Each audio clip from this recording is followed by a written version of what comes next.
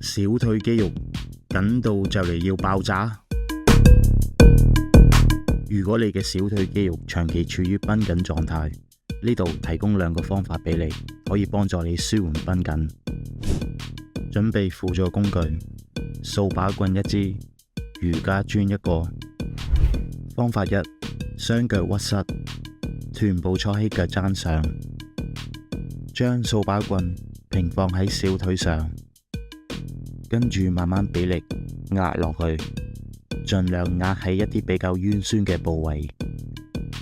你又可以嘗試前後去碌支掃把棍，可以單腳或雙腳進行，任君選擇。方法2：將瑜伽磚放喺地面，前腳掌踩上去，伸直小腿，你會感受到小腿嘅拉扯，維持30秒。如果幫到你，記住 follow。